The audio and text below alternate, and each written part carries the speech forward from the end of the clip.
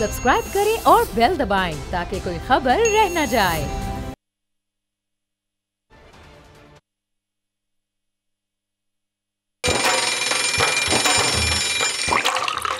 आजकल जिंदगी ही सुबह आउट ऑफ कंट्रोल है, दुनिया बोल है, मेरी दुनिया बोल है।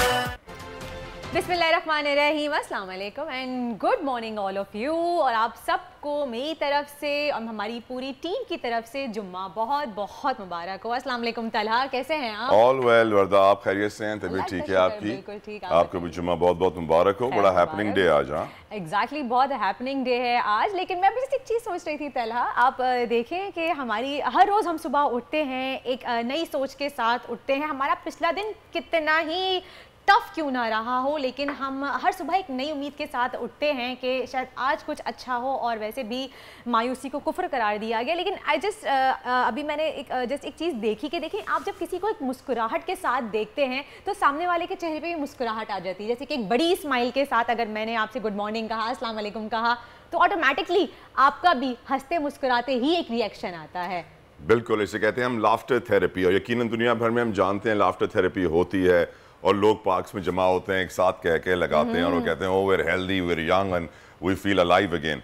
और मैं आपको एक और बड़ी दिलचस्प बात बताऊं कि अपनी माँ को मुस्कुरा के देखना और उसको दुआ देना मकबूल हज के बराबर है। अंदाज़ा कीजिए। तो मैं ये भी अब जुम्मे का मुबारक दिन है तो अपने व्यूअर्स को बताऊंगा कि यकीनन अपनी माँ से मिलिए और उनको मुस्कुरा के उनको दुआ दीजिए, मकबूल हज का सवाब कमाइए। और अगर ये दुनिया फ़ानी से कूच कर गई हैं तो उनकी कब्र पे ज़रूर जाइए और उनको सलाम दीजिए। यकीनन वर्दा, मुस्कुराहटें फैलाना ज़रूरी है। बहुत बिल्कुल, बहुत खूब बात कही तला आपने कि मुस्कुराहटें फैलाना ज़रूरी है। और कहते हैं कि अगर किसी को आप मुस्कुरा कर देख लें तो वो भी सदका जारिया है। यानी कि अगर आज हमें स्क्रीन पर देखते हुए, टेलीविजन स्क्रीन पर अगर आपके चेहरों पर भी मुस्कुराहट आ जाती है तो सोचिए कितना बड़ा एक सदका जारिया है। कितने लोग मुस्कुरा रहे होंगे और उनकी सुबह अच्छी सी गुजरेगी। तो ये छोटी छोटी चीज़ें हमारे अल्लाह ताला ने बहुत सी ऐसी छोटी छोटी नेकियां रखी हैं जिसे शायद हम नज़रअंदाज कर देते हैं अपने डेली रूटीन में। हम उन पर ध्यान नहीं दे पाते। जैसे कि कोई अगर लड़ रहा है तो उनके बीच में सुलह करा देना, रास्ते से पत्थर हटा देना, या किसी को मुस्कुरा कर देख लेना। अगर कोई गुस्से में भी है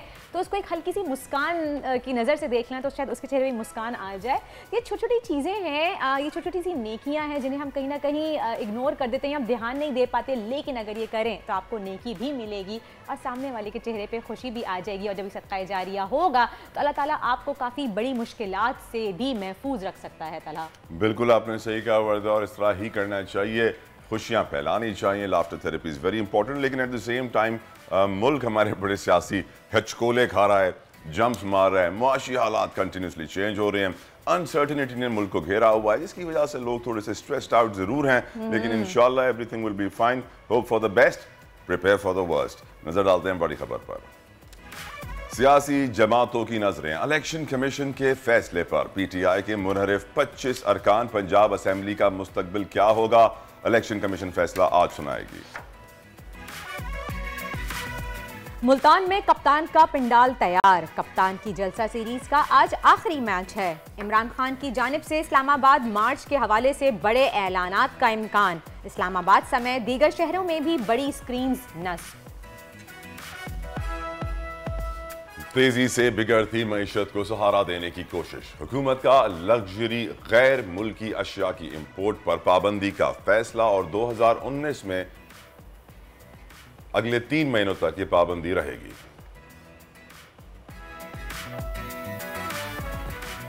और 2019 में इस्लाम कबूल करने वाले साबिक कोरियन सिंगर यूट्यूबर दाऊद किम की उम्रा अदायगी की तस्वीर वायरल। कैसे इस्लाम की जानिब राग़िब हुए, आज आपको मिलवाएंगे।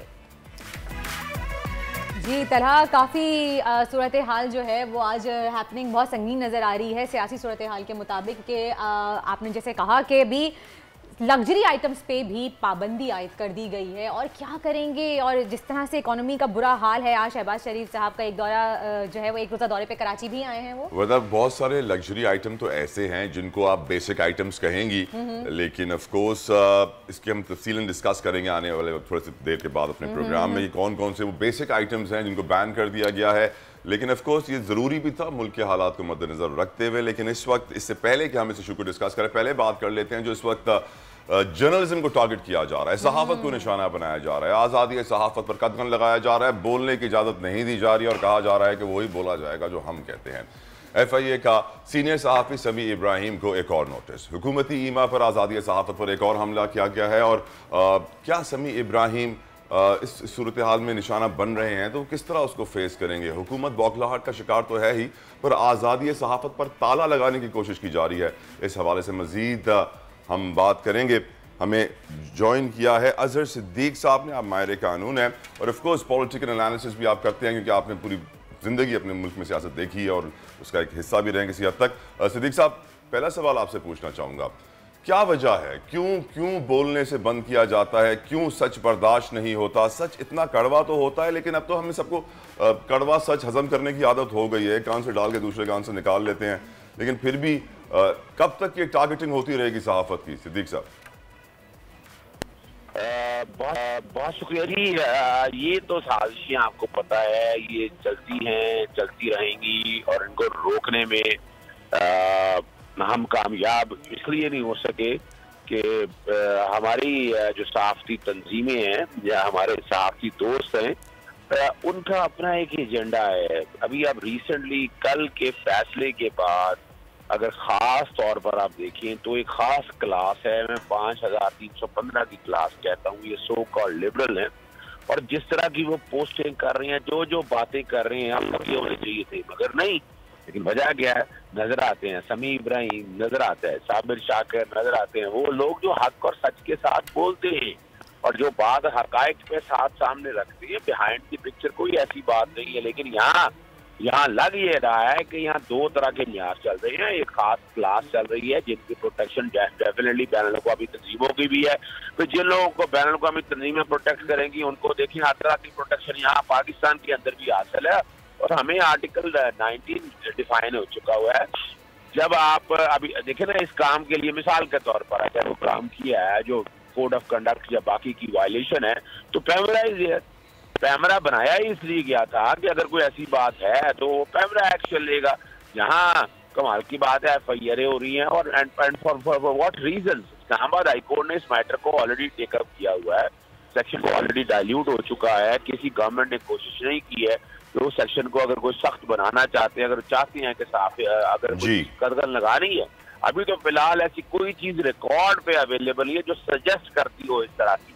और अब डिपेंड करता है कि जो ये मौजूदा हुकूमत है जो बौखलाहट का शिकार है, आपके सामने क्रिमिनल इनके अंदर बैठे हुए। अजहर साहब, जब ब्यूरोक्रेसी में सियासत घुस रही थी तो उस वक्त असखुद नोटिस हुआ, जब सहाफत में सियासत आएगी तो उस वक्त असखुद नोटिस होगा? अब बिल्कुल होना चाहिए। मैं तो कहूंगा ये सारे मामले के हवाले से आपने देख लिया, कल का वाकये में सुप्रीम कोर्ट अगर मैटर को टेकअप ना करती ही तो इनको तो पूछने वाला कोई नहीं था। मौजूदा हुकूमत जो है इस वक्त फासिस्ट हुकूमत है जिसका काम सिर्फ और सिर्फ क्रिमिनल्स को पालना है, क्रिमिनल्स को टेक केयर करना है और वायलेटर्स को प्रोटेक्ट करना है। लेकिन जो हकायक पे, जो सच पे बात करने वाले हैं, उनके खिलाफ इन्होंने ना सिर्फ पाबंदियां लगानी है, उन्होंने पाबंदी सलासल करने के लिए भी ये इकदाम किए हुए और मुजम्मत करते हैं और डिमांड करते हैं कि जो इसके पीछे एजेंडा है, जो खास ऑफिसर है, बल्कि आपको याद होगा कि कल बाकायदा अदालत के अंदर ये बात आई कि अपनी पसंद के बंदे यहाँ लगाकर DG FIA को जो बदला गया उसके हवाले से भी जिक्र आया। और मैं तो काफी दिनों से ये बात कर रहा हूँ कि राना सनाउल्लाह जब से आए हैं तो राना सनाउल्लाह ने तो ये काम ही शुरू कर दिया। इससे पहले आपने देखा कि शेख रशीद साहब थे, वहाँ वो चंद लोगों को मसाइल थे और वो मसाइल इसलिए थे कि वो एक खास क्लास से थे, उनको पकड़ कोई नहीं सकता था। अब आगे अगर जो राना सनाउल्लाह पे खुद FIR मौजूद है, पर्दे जुर्म आयद नहीं होने दे रहे, तो इन्होंने तो क्रिमिनल को प्रोटेक्ट करना है, जो शरीफ आदमी हो उनके लिए ये मसाइल पैदा करता है। नहीं, मैं चाहूंगा कि बैन अक़वामी सहाफ़ती तंजीमें इस मामले का सख्त नोटिस ले, पाकिस्तान के अंदर भी इस मामले का सख्त नोटिस लेना चाहिए और किसी राज खुद नोटिस दे तो ज्यादा बेहतर होगा। सही, बहुत बहुत शुक्रिया। हमारे साथ मौजूद थे, उन्होंने बताया हमें कि भाई इस वक्त तो फिलहाल सच बोलना तो खैर जुर्म बन ही गया है, लेकिन अगर अपना मौक़िफ़ भी अगर हम सोचें कि बयान करना है तो शायद वो भी जुर्म बन गया है। तला यकीनन आज़ादी सहाफ़त इज़ इन डीप डेंजर। सहाफ़त इस वक्त ख़तरे में है और आज़ादी इज़हार राय तो मेरे ख्याल से अब नहीं है, क्योंकि सच हजम होता नहीं और सच कड़वा हमेशा होता है। लेकिन अब तो सियासत ने जिस तरह आइन को मुश्किलात से दो चार किया है, आज हम देख रहे हैं बड़े बड़े फैसले भी होने हैं। इलेक्शन कमीशन ऑफ पाकिस्तान में 3 बजे तफसीली फैसला सुनाया जाएगा। इमरान खान का जलसा भी है, यकीनन उनको डिटेल में डिस्कस भी करेंगे। लेकिन इस वक्त एक और इशू भी है। इशू ये है कि मुल्क में इस वक्त जो सियासी सूरत हाल है वो मुश्किल में है। इलेक्शन कमीशन के फैसले पर PTI के मुनरिफ 25 अरकान हैं पंजाब असम्बली जिनका मुस्तकबिल इस वक्त ख़तरे में है। मुस्तकबिल क्या होगा? ये वही अरकान है जिन्होंने वोट भी दिया था और जिनके वोट से हमजा शहबाज वर्दा वजीर आला पंजाब बने हैं। तो अब क्या वजीर आला पंजाब वो नहीं रहेंगे? उस्मान बुज़दार वापस आएंगे? बिल्कुल, अगर मेरा यही मैं सवाल करना चाहती थी। लेकिन तलहा जस्ट इमेजिन कि अगर इनके अगेंस्ट में फैसला आ जाता है तो सोचें पंजाब हुकूमत का क्या होगा, इस वक्त कितना बड़ा डेंट पड़ेगा उनको। राइट, और लगेगा बहुत बड़ा। यही हम डिस्कस करेंगे। हमारे साथ मौजूद है नून लीग के सीनियर रहनुमा राना एहसन अफजाल खान। राना साहब, thank you so very much for coming on our show again, और आप हमेशा हमें टाइम देते हैं, आपके शुक्रगुजार हैं। ये बताइए इस वक्त जो सिचुएशन है, इलेक्शन कमीशन ऑफ पाकिस्तान 3 बजे फैसला सुनाएगा, आपकी नज़र में what have you prepared for, क्या आने वाला है, क्या एक्सपेक्ट कर रहे हैं सर? बिस्मिल्लाहिर्रहमानिर्रहीम। देखें, इसके ऊपर जो कानूनी माहिरीन हैं उन्होंने 2 राय दी हैं कि ये जो है वोट जो उनकी राय ये है कि वोट जिन्होंने डाला है, जो सुप्रीम कोर्ट की राय जो आई इस मामले के ऊपर बेसिकली कि आई एम सॉरी, मैं रिपीट करेंगे जरा सवाल? The question was कि what are you expecting? 3 बजे क्या फैसला सुनाया जाएगा, क्या तैयारियां हैं आपकी? अगर हमजा शहबाज, अगर ये वोट काउंट नहीं होते तो क्या फिर भी हमजा शहबाज वजीर आला पंजाब रहेंगे? देखिए, इसके ऊपर सुप्रीम कोर्ट का एक फैसला आ चुका है कि जब इलेक्शन को बायकॉट कर दिया जाए तो फिर जो है वो डिफेक्शन क्लॉज जो है वो लागू नहीं होता। और फिर इसके अलावा इसके ऊपर जो माहिर कानून हैं उनकी 2 राय हैं कि सुप्रीम कोर्ट का जो ओरिजिनल फैसला था कि वो ओपिनियन है कि वो लागू होता है या नहीं होता। हम देखेंगे कि इलेक्शन कमीशन का जो भी फैसला आता है उसके बाद इसके ऊपर जो है रद्द अमल बुलाया जाएगा। लेकिन जनरली स्पीकिंग अगर वो आ भी जाए इनके खिलाफ और इनको जो है वो डी-सीट करने का फैसला आ भी जाए, तो अगर दोबारा भी वोटिंग हो तो हमारे पास हम समझते हैं अभी भी मेजॉरिटी है। अच्छा सही। राना साहब, मेरा एक बहुत इंपॉर्टेंट सवाल है आपसे। जो आजकल जिस तरह के मईशत के हालात चल रहे हैं, डॉलर ऊपर जा रहा है, महंगाई मुस्तकिल बढ़ रही है, ये तमाम इल्ज़ामात आप लोगों के थे, यानी कि सारा मलबा आप लोग साबका हुकूमत पर गिराते थे कि उन्होंने इतनी महंगाई कर दी है। अब आपको ऐसे नहीं लग रहा कि ये सारा मलबा आप लोगों की हुकूमत पे ही अब आके गिर गया है? देखें, हमने कोई ऐसा एक माह में इक़दाम नहीं लिया कि जिसकी वजह से जो है हमने महंगाई में इजाफा किया हो, बल्कि हमारे इक़दामात और हमारी कोशिश तो ये रही है कि हम ये महंगाई का जो अगला लहर है वो अवाम पे ना डालें, जो PTI की वजह से हुआ, जो पेट्रोल प्राइसेस का इंक्रीज है। हमारी कोशिश है। लेकिन ऐसा महंगाई तो हो रही है ना, ऊपर से बिजली भी जा रही है, पानी भी नहीं है, मसला तो बहुत ज्यादा बढ़ गया है। ये हमें समझना होगा कि इस मुल्क को दिवालिया करने में PTI ने क्या किरदार अदा किया कि आपके रिजर्व जो हैं 9 अरब डॉलर से चंद महीनों में गिर के 10.8 अरब डॉलर पे आ गए। जो IMF का प्रोग्राम जिसको वो निगोशिएट कर रहे थे वो डिले पे चल रहा था, और फाइनली जब इन्होंने मिनी बजट दिया जनवरी में 350 अरब का, तो कौन सी जादू की छड़ी इन्होंने 1 महीने में कर दी कि फरवरी में 300 अरब की एमनेस्टी दे दी और फिर पेट्रोल प्राइसेस को कम करके फ्रीज भी कर दिया और बिजली की प्राइसेस को कम करके फ्रीज कर दिया। यकीनन ये जो थी चीजें, इकदामात, ये बारूदी सिक्के थी, तो यहाँ बहुत बड़ी मिसमैनेजमेंट हुई। फिर आपका जो फिस्कल खसारा है वो 4000 अरब के बजटेड से 5600 अरब के ऊपर चला गया। तो ये वो सारे मामलात हैं, ये एक दिन में नहीं हुआ। ये डॉलर, आपके 9 अरब डॉलर जो हैं, जो रिजर्व से गिरे हैं, वो चंद महीनों के अंदर बड़ी तेजी से गिरे हैं। अभी तो सिर्फ हमारे दौर में तो 10.8 अरब से 10.3 अरब पे रिजर्व्स अभी आके खड़े हुए हैं। लेकिन ये जिस बारूदी, अब इसका ये कहना कि इसकी जिम्मेदारी शायद हमारी है, ये बिल्कुल गलत होगा। आप हमारे इक़दामात देखें कि हम तो पेट्रोल प्राइसेस को कंट्रोल करने की कोशिश कर रहे हैं और IMF से निगोशिएट करने की कोशिश कर रहे हैं कि हम मिडिल वे फाइंड करें। ये वो वादा खिलाफी है जो PTI करके गई, जिसको हम दुरुस्तगी की तरफ लेके जा रहे हैं। ये बताइए राना साहब कि क्या इस्लामाबाद रैली के लिए आप तैयार हैं? इमरान खान साहब आज मुल्तान के जलसे में बताएंगे इस्लामाबाद कब, कहां, कैसे पहुंचना है। क्या आप लोगों ने तैयारी कर लिया? देखें, वो उनका जमहूरी हक है, वो रैली करें, बस कानून को अपने हाथ में ना लें, जो है इलीगल कोई इकदाम ना लें। जो उनको जो जिस तरह से वो इस्लामाबाद की जो कह लें कि जो एडमिनिस्ट्रेशन है उनसे जो भी उनकी नेगोशिएशन होती है, जिस तरह से भी उनको इजाज़त मिलती है, उसके मुताबिक अगर वो रहेंगे तो हम उनको वेलकम करेंगे, आएँ, रैली करें, वापस जाएं। लेकिन अगर वो कानून को अपने हाथ में लेंगे तो फिर देखें लोगों की ज़िंदगी जो नॉर्मल लाइफ है उसको इम्पैक्ट आएगा, तो उसको तो प्रोटेक्ट करना हुकूमत का फ़र्ज़ है, तो वो अपना फ़र्ज़ अदा करेगी। सही। राना साहब, मेरा यहाँ पे एक सवाल है आपसे कि मरियम नवाज़ ने भी अपने जलसे में क्लियरली ये मेंशन किया है कि हमारी हुकूमत को साबका हुकूमत का बोझ अपने सर पे नहीं उठाना चाहिए और फौरी इलेक्शन की तरफ जाना चाहिए, तो इस बारे में आप क्या कहेंगे?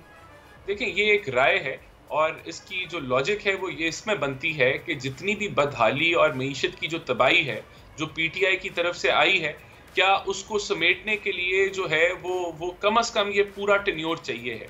और अगर इस पूरे टेन्योर को हुकूमत ना कर पाए इस वजह से कि जो है यहाँ जिस तरह कहते हैं कि जानवर भी न्यूट्रल नहीं होते इमरान खान के बकौल, तो कोई इस तरह का मामला आ जाए और उससे जो है वो क्या कहते हैं वो आप एक मुश्किल इक़दाम जो है वो लेके उनका रिजल्ट ना निकाल सकें, तो कोई ज़रूरत नहीं है कि फिर जो हुकूमत है वो फैसले करे और फिर उसका रिजल्ट भी ना आवाम को। लेकिन राना साहब, आपकी अपनी राय क्या है? आपको खुद पर्सनली क्या लगता है कि इलेक्शन की तरफ चले जाना चाहिए क्या आपकी पार्टी को? और एक और चीज़ मैं इसमें ऐड करना चाहूँगा राना साहब, जो इस वक्त कॉमन आइडिया अवाम में इसमें क्रिएट हो गया है, जो एक्सपर्ट ओपिनियन क्रिएट हो गया है कि इस वक्त आपकी पार्टी के पास 3 ही ऑप्शन है, एक इलेक्शन है, एक IMF है, एक डिफ़ॉल्ट है।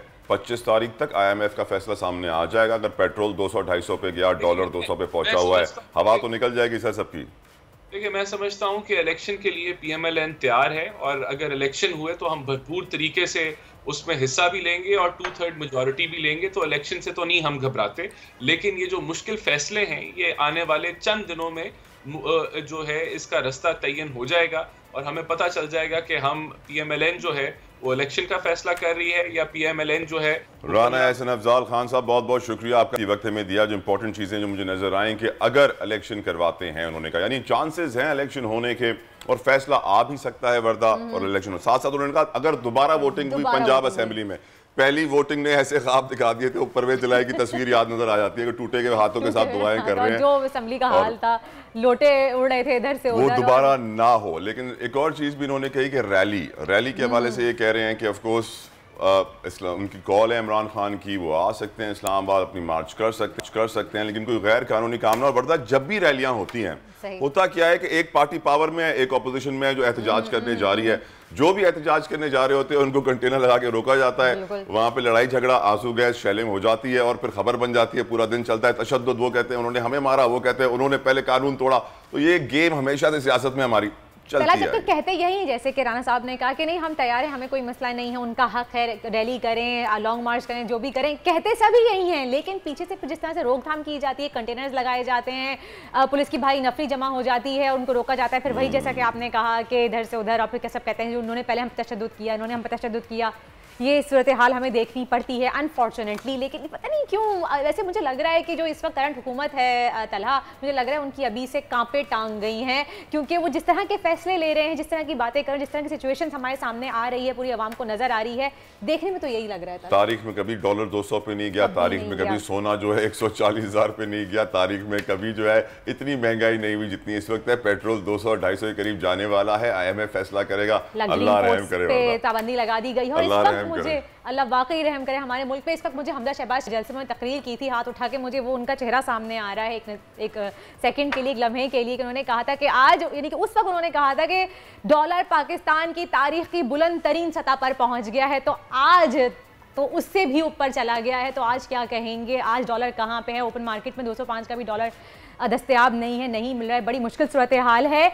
लेकिन यहाँ पे जिस तरह की जैसे डॉलर ऊपर बढ़ रहा है, इस तरह से क्रिप्टो की अगर हम बात करें तो वो भी थोड़ी सी ऊपर बढ़ी है तला। और अगर आपको याद हो तो कल बोल्ड प्रेडिक्शंस में कन्नान चौधरी हमारे साथ मौजूद थे और उन्होंने कहा था, एक सर्टन उन्होंने टाइम बताया था और उन्होंने कहा था कि इस टाइम के दौरान बिटकॉइन की कीमत बढ़ेगी, उसमें इजाफा होगा। और हमने देखा कि वाकई कल जो टाइम बताया था कन्नान चौधरी ने, उसमें वाकई बिटकॉइन की प्राइस ऊपर गई है और आज भी काफ़ी वेरिएशन आया है। हमारे पास कुछ पिक्चर्स भी हैं, वो भी आपके साथ शेयर करेंगे। और साथ में कन्नान चौधरी भी हमारे साथ मौजूद है, उनको भी लाइन पे लेंगे। जी हेलो, अस्सलाम वालेकुम कन्नान। जी वालेकुम सलाम। कैसे हैं आप भाई? आपकी जो प्रेडिक्शन थी वो तो बिल्कुल सही साबित हुई और बिटकॉइन तो बढ़ रहा है ऊपर।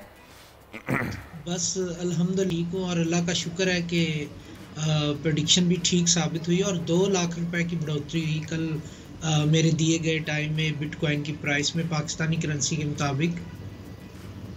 बिल्कुल सही, और आपको हम दिखाएंगे भी, स्क्रीन पे हमारे पास ग्राफ्स ही मौजूद हैं और जो टाइम पीरियड आपने दिया था उसी में। तो अभी आप क्या कहेंगे सूरत हाल कनान? एक तो हमें बिटकॉइन के बारे में ही बताएं और खुदा हमें डॉलर के बारे में भी बताएं कि उसका क्या होने वाला है, मजीद आगे बढ़ेगा या थोड़ा सा उड़ान कम करेगा अपनी? देखिए, अगर मैं बिटकॉइन की बात करूं तो बिटकॉइन का कल जो टाइम पीरियड दिया था मैंने, उसमें मुझे प्लानिटरी पोजीशन में बढ़ोतरी नज़र आ रही थी। वो हमने देखा भी कि प्राइस में 2 लाख रुपए की पाकिस्तानी करेंसी के मुताबिक उसमें बढ़ोतरी हुई। अब से ऑनवर्ड अगर मैं देखता हूं प्लानिटरी पोजीशन, तो मुझे ऐसा लगता है कि ये कहीं ना कहीं प्राइसेस इसकी डाउन रहेंगी। 25 मई 2022 को न्यूयॉर्क टाइम के मुताबिक दोपहर जो शाम के 4:15 से लेके 4:30 होंगे, यानी कि 16:15 से 16:30 तक 25 मई 2022 को न्यूयॉर्क टाइम के मुताबिक सिर्फ ये 15 मिनट का एक स्पेसिफिक टाइम मेरे पास निकल रहा है, जिसमें दोबारा से मार्केट में बढ़ोतरी नजर आएगी। हमें ये आज का बता रहे हैं आप? जी, आज से ऑनवर्ड मुझे लगता है कि प्राइसेस अभी वैसे रहेंगी जैसे चल रही हैं, डाउन ही रहेंगी। तो जो बढ़ोतरी अभी मुझे बिटकॉइन में नज़र आ रही है वो 25 मई 2022 को न्यूयॉर्क टाइम के मुताबिक दोपहर के 4:15 से लेके 4:30 के दरमियान, यानी 15 मिनट का एक ऐसा टाइम पीरियड मुझे नज़र आ रहा है जिसमें प्लानिटरी पोजीशन में दोबारा पॉजिटिविटी नज़र आ रही है। तो इसका मतलब ये है कि इस टाइम पीरियड में दोबारा से हमें प्राइसेस रेज होती नज़र आएंगी बिटकॉइन की। तब तक मुझे लगता है कि मार्केट ऐसे ही थोड़ा डाउनफॉल का शिकार रहेगी बिटकॉइन की प्राइसेस के हवाले से। सही। अच्छा, स्क्रीन पे आप लोग देख भी सकते हैं बिफोर आफ्टर के आपको ग्राफ भी नज़र आ रहे हैं बिटकॉइन के। ठीक। अच्छा कनान, ये बताइए कि डॉलर की क्या सूरत हाल आपको नज़र आ रही है कि डॉलर नीचे आने के कुछ इम्कानात हैं या मज़ीद, क्योंकि डॉलर तो मुसलसल ऊपर ही जा रहा है?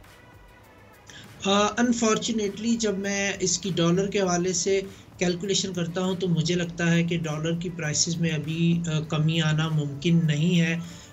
बल्कि मैं इस चीज़ में थोड़ा सा इसको भी ऐड करता चलूँ कि जब ये अभी चांद ग्रहण लगा है 16 को, तो उसकी कैलकुलेशन मैंने की थी। तो उसके बाद मुझे अमेरिका में थोड़ी सी प्रॉब्लम नज़र आ रही है। अल्लाह ना करे नेचुरल डिज़ास्टर या इस तरह की कोई सिचुएशन अमेरिका को हिट कर सकती है जिससे उनकी इकॉनमी को थोड़ा सा डैमेज होगा। तो मुझे लगता है उसकी वजह से भी डॉलर के ऊपर थोड़ा सा प्रॉब्लम आएगा। तो मुझे पाकिस्तान में कम से कम डॉलर की प्राइसेस जो हैं वो फ़िलहाल कम होती नज़र नहीं आ रही। यही प्राइसेस रहेंगी, इससे थोड़ी बहुत बढ़ सकती हैं अल्लाह ना करे, लेकिन कमी फ़िलहाल डॉलर की प्राइस में मुझे नज़र नहीं आ रही। स्टॉक मार्केट भी क्रैश कर गई, उसका ही बहुत ही बुरा हाल है। तो उसका भी यही होगा कि जब तक डॉलर नीचे नहीं आएगा स्टॉक मार्केट भी बेहतर नहीं होगी। बिल्कुल ऐसे ही है। और जैसे हमने कल भी डिस्कस किया था बोल प्रेडिक्शंस में, मैंने आपको बताया था कि पाकिस्तान का जो अनलकी टाइम चल रहा है वो अगस्त तक रहेगा। तो चूँकि पाकिस्तान स्टॉक मार्केट जो है वो भी पाकिस्तान के अंडर आती है डेफिनेटली, तो उसकी प्लानिटरी पोजीशन भी ज़्यादा अच्छी नहीं है। तो अल्लाह ना करे ये प्रेडिक्शन ठीक हो, लेकिन ऐसी ही सिचुएशन मुझे आगे भी नज़र आ रही है। अप एंड डाउन रहेगा स्टॉक मार्केट में पाकिस्तान में, यानी कि up and down stock market रहेगी। सही। कनान हमारे साथ रहेगा। इस वक्त एक ब्रेक का वक्त हो गया, मजीद करेंगे, सियासी सूरत हाल के बारे में भी जानेंगे कि क्या होने वाला है आगे, शहबाज शरीफ किस तारे क्या कहते हैं, वज़ीर आज़म किस तारे क्या कहते हैं। लेकिन इस वक्त वक्त हुआ है एक ब्रेक का, कहीं जाइएगा नहीं, देखते रहिए दुनिया बोल है।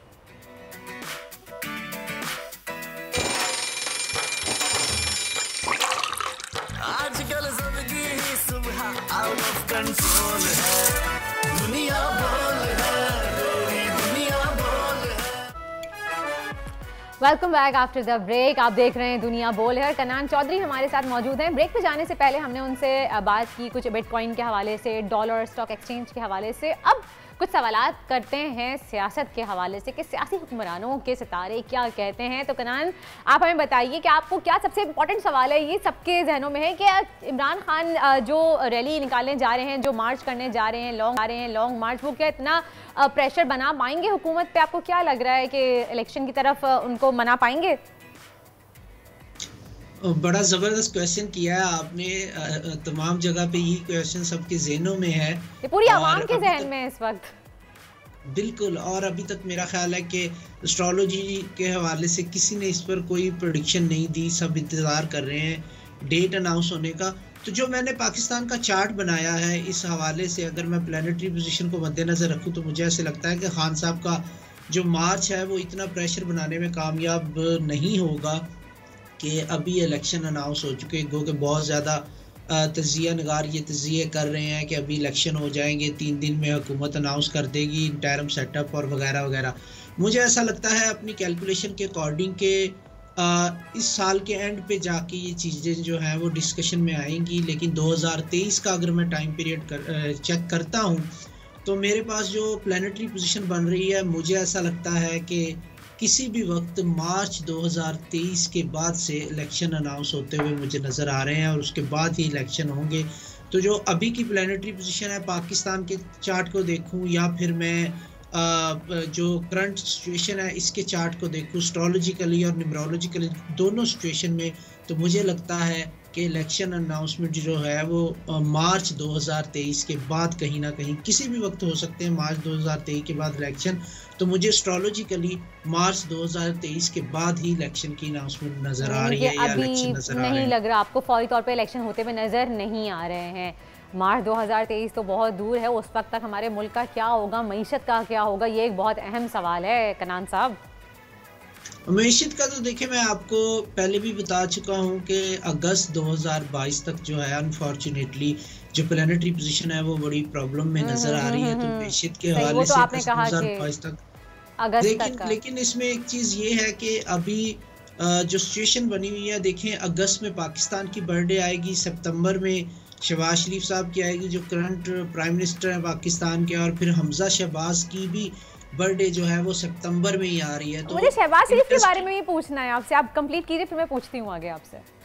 जी बिल्कुल, देखें तो पाकिस्तान की बर्थडे 14 अगस्त को आएगी, उसके बाद सितंबर में हमजा शहबाज की बर्थडे आएगी, उसके बाद शहबाज शरीफ साहब की बर्थडे आएगी। इंटरेस्टिंग सिचुएशन क्या है कि 14 अगस्त को पाकिस्तान अपने लकी टाइम में एंटर हो जाएगा, हमजा शहबाज अपने अनलकी टाइम में एंटर हो जाएंगे और शहबाज शरीफ साहब भी अपने अनलकी टाइम पीरियड में एंटर हो जाएंगे। तो आपने पहले भी मुझसे क्वेश्चन किया था हमजा शहबाज की चीफ मिनिस्टरशिप को लेके, तो मैंने एक ही वर्ड यूज़ किया था कि कंट्रोवर्सी नज़र आ रही है, और उसके बाद हमने देखा बिल्कुल मैं यही सवाल दोबारा करना चाह रही थी क्योंकि अभी तो बहुत ज़्यादा कुछ इस तरह के सिचुएशन नज़र आ रही है, अनबैलेंस और अनसर्टन सिचुएशन, कि अगर आज का फैसला उनके अगेंस्ट में आ जाता है मुन्नरिफ अरकान के, तो फिर क्या होगा शहबाज उनकी हमजा शहबाज की हुकूमत का? अच्छा, हमजा शहबाज का जब मैं चार्ट देखता हूँ तो मैं आपको एक चीज़ क्लियर बता सकता हूँ कि फॉर एग्जांपल इस फैसले को अगर ये लिंगर ऑन भी करते हैं चीज़ों को या कहीं ना कहीं टेक्निकली आगे लेके जाने की कोशिश करते हैं, तो मैक्सिमम अगस्त के एंड तक या सितंबर के आगाज़ तक ये, उसके बाद ये कायम नहीं रह सकेंगे इस पे। अगर फ़र्ज़ करें ये बहुत ज़्यादा इसको खींचते हैं और चीफ मिनिस्टर रह जाते हैं तो ये सितंबर से आगे नहीं जाएंगे, क्योंकि सितंबर में इनकी 6 सितंबर को हमजा शहबाज साहब की बर्थडे आ रही है, उसके बाद इनका अनलकी टाइम शुरू हो जाएगा। तो उसके बाद कम अज़ कम ये मुझे इस सौदे पे नज़र नहीं आ रहे, बल्कि इसके अलावा भी इनके खिलाफ लीगल प्रॉब्लम्स भी नज़र आ रही हैं उस टाइम पीरियड में। और सेम फॉर द शहबाज शरीफ जो इनके वालिद साहब है, प्राइम मिनिस्टर है पाकिस्तान के, उनका भी सितंबर में बर्थडे के बाद उनकी आएगी सितंबर में, उसके बाद उनका भी अनलकी टाइम पीरियड का आगाज़ हो जाएगा। तो उनके लिए भी मुझे बहुत ज़्यादा प्रॉब्लम्स नज़र आ रही। तो जहाँ पर हमें अगस्त में पाकिस्तान का लकी टाइम मिलेगा, वहीं पे हमजा शहबाज का और शहबाज शरीफ साहब का अनलकी टाइम मिलेगा। तो यहाँ पर सिचुएशन बहुत इंटरेस्टिंग हो जाएगी इस टाइम पीरियड में। और यही वो टाइम पीरियड है जहाँ पर बिलावल भुट्टो जरदारी का लकी टाइम शुरू हो जाएगा, तो वो पॉलिटिकली गेन करेंगे इस टाइम पीरियड में। तो ये सिचुएशन बनती हुई नजर आ रही है इस टाइम पे। सही है, ठीक है, बहुत बहुत शुक्रिया Kanan Chaudhary, thank you so much. आप तरह की इतनी अहम प्रेडिक्शंस कर दी हैं कि पाकिस्तान का लकी टाइम जब शुरू होगा उस वक्त हमजा शहबाज का और शहबाज शरीफ साहब का अनलकी टाइम शुरू होगा, और पाकिस्तान के लकी टाइम के साथ साथ बिलावल का भी लकी टाइम शुरू हो जाएगा। देखना ये है आगे होगा क्या। प्रेडिक्शंस हम करवाते रहेंगे और आगे सूरत हाल आप लोगों के सामने नज़र भी आ जाएगी। लेकिन इस वक्त क्योंकि आज का दिन जुम्मे का मुबारक दिन है, तो वक्त हुआ है इस वक्त हमारे सेगमेंट का पढ़ते हैं तला की जानिब, वो आपको बताएंगे कुछ जुम्मे की फजीलत के बारे में। जी तलहा, ओवर टू यू। बहुत बहुत शुक्रिया वर्दा, और हमारी प्रोग्राम की टीम को यह एहसास हुआ और ये शुक्र है, मैं अल्लाह का शुक्र अदा करता हूँ कि हम जुम्मे के दिन अपना सेगमेंट जो हमने रमज़ान पूरे में किया था आलिम के बोल, आपसे दोबारा शुरू कर रहे हैं। और हर जुम्मे के जुम्मे हम चाहेंगे कि कुछ ना कुछ आपको दीन के बारे में अच्छा सा बताएं ताकि हमारा ईमान ताज़ा हो जाए, क्योंकि बड़ा मुबारक दिन है। मेरे साथ मौजूद एक बड़ी प्यारी सी हस्ती आपका तारुफ करवाना चाहूँगा। आप हैं डॉक्टर सैयद मोहम्मद वक्कास शाह साहब, वक्कास शाह हाशमी अल अजहरी, असिस्टेंट प्रोफेसर हैं institute of space and technology के, ख़तीब व इमाम हैं मेमन मस्जिद गुलजार हिजरी में। शाह साहब आपके बेहद मशकूर हैं, आपने अपना कीमती वक्त हमें दिया। जुम्मे की अहमियत हम लोग नॉर्मली देखते हैं कि जो थोड़े बहुत जो आप दीन के बारे में जानते हैं वो जब भी जुम्मे को एक दूसरे से मिलते हैं कहते हैं जुम्मा मुबारक, लेकिन जुम्मे की इंपॉर्टेंस क्या है, अहमियत क्या है, क्यों कहा गया कि दुरूद ज़्यादा से ज़्यादा पढ़ें, इस पर थोड़ी सी रोशनी डालिए सर। बहुत शुक्रिया आपका। बिस्मिल्लाहिर्रहमानिर्रहीम, अल्लाहुम्मा सल्लि व सल्लिम व बारिक अला सय्यिदना व मौलाना मुहम्मदिन व अला आलिहि व अहले बैतिहि व अस्हाबिहि अजमईन। जुम्मतुल मुबारक एक अहम तरीन दिन है कुरान मजीद फ़ुरक़ान हमीद में। इसकी अहमियत के लिए अल्लाह ताला ने पूरी सूरह जुमा नाज़िल फरमाई है। इसकी इब्तिदा के मुताल्लिक़ एक रवायत में आता है कि जनाब सैयदना अबू हुरैरा रज़ी अल्लाह ताला अन्हु फरमाते हैं कि जिस दिन मैं रसूलुल्लाह सल्लल्लाहु अलैहि वसल्लम की बारगाह में हाज़िर हुआ उसी दिन सूरह जुमा नाज़िल हुई थी। अच्छा, मुफस्सिरीन इस बारे में इरशाद फरमाते हैं कि सूरह जुमा जिस दिन नाज़िल हुई है ये या हज़रत अबू हुरैरा जिस दिन हाज़िर हुए, तो हज़रत अबू हुरैरा हाज़िर हुए हैं सुलह हुदैबिया के बाद और ग़ज़वा खैबर से पहले। तो हुदैबिया और खैबर के दरमियान में हज़रत अबू हुरैरा हाज़िर हुए और ये बनता है 7 हिजरी। तो सूरह जुमा जो है वो 7 हिजरी में नाज़िल हुई। ठीक, इसके बारे में मुफस्सिरीन अल्लामा रूहुल मानी लिखते हैं कि हुज़ूर के एक जद्द अमजद थे, उनका नाम था काब बिन लोई। काब बिन लोई और रसूलुल्लाह सल्लल्लाहु अलैहि वसल्लम के दरमियान 560 साल का फ़र्क है। अच्छा जी। तो काब बिन लोई जो है अपने ज़माने में इस दिन यानी जुमे के दिन उस वक्त उसे कहा करते थे यौमुल अरूबा। उस दिन जो है आप क्या करते थे, कुरैश को इकट्ठा करते थे, खुतबा देते थे और रसूलुल्लाह सल्लल्लाहु अलैहि वसल्लम की आमद की खुशखबरियाँ सुनाते थे कि हमारा एक नबी आने वाले हैं और हमें चाहिए कि जब वो मिल जाएँ तो हम उन पर ईमान लाएँ, नुसरत करें वगैरह वगैरह। तो यौमुल अरूबा का नाम बदल के काब बिन लोई ने इस दिन का नाम रखा था यौमुल जुमा, लेकिन इसको शोहरत नहीं मिली। फिर ये हुआ कि जनाब सैयदना मुसअब बिन उमैर रज़ी अल्लाह ताला अन्हु, इनको रसूलुल्लाह सल्लल्लाहु अलैहि वसल्लम ने मदीना जाने से पहले भेजा तबलीग़ के लिए। हज़रत मुसअब बिन उमैर जब मदीने पहुँचे, आपने इस्लाम की तबलीग़ की, कुछ लोग मुसलमान हो गए, तो इन लोगों ने कहा कि भाई यहूदी जो है यौमुस सब्त मनाते, नसारा जो है यौमुल अहद यानी इतवार का दिन मनाते, तो हमें भी कोई दिन ऐसा रखना चाहिए ना जिस दिन हम इबादत करें। तो ये तय किया गया कि यौम अरूबा किया जाए, क्योंकि अभी जुम्मे का दिन मशहूर नहीं हुआ था, यौम अरूबा रखा गया। तो मुसलमानों ने यानी मदीना के मुसलमानों ने पहली बार जो जुमा अदा किया यौम अरूबा जिसको आप कहेंगे, उस दिन हज़रत मुसअब बिन उमैर ने लोगों को जमा किया, खुतबा दिया, नमाज़ पढ़ाई। ये पहला जुमा था तारीख़ का। रसूलुल्लाह सल्लल्लाहु अलैहि वसल्लम भी मदीना तशरीफ़ नहीं लाए। अब यहाँ ये हुआ कि रसूलुल्लाह सल्लल्लाहु अलैहि वसल्लम के सहाबी ने जब ये नमाज़ पढ़ा दी और ये जुमे का दिन तखस्सुस कर दिया, तो उलमाए मुफस्सिरीन फरमाते हैं कि सूरह जुमा का जो दूसरा रुकू है वो हिजरत से पहले नादिल हुआ है। तो इस तफसील से ये बात सामने आ गई कि जुमे की अहमियत जो काब बिन लोई ने जारी किया था, अल्लाह ने उसको ऊपर मोहर तस्दीक सब्त फरमा दी और मोहर तस्दीक सब्त फरमा कर इसकी अहमियत को उजागर कर दिया। सुभान अल्लाह। और मिल्ली इनफरादियत हमें बता दी कि जिस तरह यहूदी अपना एक दिन मनाते हैं, नसारा अपना एक दिन मनाते हैं, मुसलमानों को भी चाहिए कि इस दिन जो है ना तमाम दुनियावी कामों को छोड़कर सिर्फ़ और सिर्फ अल्लाह और उसके रसूल सल्लल्लाहु अलैहि वसल्लम का जिक्र करें और इस दिन को जो है ना ईद के तौर पे मनाएं। सुभान अल्लाह। कैसे मनाएं, क्या क्या करना होता है जुम्मे को? क्योंकि मैंने ये हदीस पढ़ी, एक नबी करीम सल्लल्लाहु अलैहि वसल्लम ने फरमाया ज़्यादा से ज़्यादा दुरूद हमें पढ़ना चाहिए जुम्मे के दिन। और लेकिन मैं ये भी चाहूँगा कि हम हमेशा जुम्मे की जब नमाज़ पढ़ने जाते हैं शाह साहब, तो हम खुतबे में एक कुरान की आयत सुनते हैं, दुआ में भी सुनते हैं, लेकिन बहुत सारे मेरे ऐसे अपने दोस्त होते हैं जिनसे जब मैं पूछता हूँ कि यार मुझे इस कुरानी आयत का मतलब बताओ, तो वो नहीं बताते हैं। उस पर ज़रा रोशनी डालिएगा। बिस्मिल्लाहिर्रहमानिर्रहीम। व मलाइकतहु युसल्लूना अलन नबी हक नबी या अय्युहल्लज़ीना आमनू वसल्लु अलैहि वसल्लिमु तस्लीमा अल्लाहुम्मा सल्लि अला आले मोहम्मद। बिस्मिल्लाह बारिक वसल्लम सलातु व सलाम अलैका या रसूल अल्लाह। देखिए, बहुत अच्छा आपने सवाल किया कि जुम्मे के दिन सबसे पहले कि हमें क्या करना चाहिए। इब्न माजा की हदीस में नबी अलैहिस्सलातु वस्सलाम ने इरशाद फरमाया मुबारक के दिन गुस्ल करना चाहिए, मिसवाक करनी चाहिए, अच्छे कपड़े हो तो अच्छे कपड़े पहने, धुले हुए हो तो धुले हुए पहने, खुशबू का एहतमाम करें। और सबसे बढ़कर हुजूर ने फरमाया उक्सुरुस सलात अलैया यौमुल जुमा, जुमा के दिन कसरत से मुझ पर दुरूद व सलाम पढ़ा करो। ये हदीस इब्न माजा ने नकल की है औस बिनते औस और हज़रत अबू दरदा रज़ी अल्लाह ताला अन्हु से। दोनों सहाबी जो हैं इब्न माजा से भी नकल करते हैं, सुनन अबू दाऊद में भी हदीस मौजूद है। इस हदीस की तशरीह में उलमा ये फरमाते हैं कि असल में जुम्मतुल मुबारक का दिन जो है बुनियादी तौर पर अगर देखा जाए तो महफिल दुरूद है। सुभान अल्लाह। अच्छा, काब बिन लोई का मैंने आपको किस्सा सुनाया, वो भी हुजूर का तस्करा फरमाकर गोया महफिल दुरूद का एहतमाम फरमाते थे। और हुजूर ने तो खुद इरशाद फरमाया सलात अलैहि यौमुल जुमा के मुझ पर जुमे के दिन कसरत से दुरूद पढ़ो, फ़इन्नहु मशहूदुन तशहदुल मलाइका, कि तुम्हारा ये दुरूद फरिश्ते मुझ तक पहुँचाते हैं। लैसा मिन अब्दिन युसल्ली अलैया इल्ला बलगनी सौतहु हैसु काना, मेरा वो उम्मती जो मोहब्बत के साथ मुझ पर दुरूद पढ़ता है उसका दुरूद फरिश्ते नहीं पहुँचा रहे, बल्कि उसका दुरूद हैसु काना, वो कहीं पर भी हो, मैं खुद मोहम्मद अपने कानों से उसका दुरूद सुनता हूं। अच्छा, सहाबा इकराम अलैहिम रिज़वान ने अर्ज़ की, क़ालू या रसूल अल्लाह सल्लल्लाहु अलैहि वसल्लम कैफ़ तुसल्ली अलैक वक़द अरिनता, ये कैसे मुमकिन है कि आपकी वफ़ात के बाद हम आप पर दुरूद शरीफ पढ़ें, आप तो वफ़ात पा जाएंगे एक दिन। तो नबी अलैहिस्सलातु वस्सलाम ने फरमाया बाद वफ़ाती, मेरे वफ़ात के बाद भी मुझ पर दुरूद पढ़ो। इन्नल्लाह हर्रमा अलल अर्दि अन ताकुल अजसादल अंबिया व नबियुल्लाह हय्युन व युरज़क़, कि बेशक अल्लाह ताला के अंबिया जो हैं अपनी कब्रों में ज़िंदा होते हैं और उन्हें रिस्क दिया जाता है। इब्न तैमिया के मारूफ शागिर्द जनाब इब्न क़य्यम ने इस हदीस को अपनी किताब जिलाउल इफ़हाम के अंदर सनद के साथ, सही सनद के साथ लिखा और फरमाया बेसनद जय्यदिन, कि इसकी सनद जो है वो जय्यद है, बेहतरीन सनद है।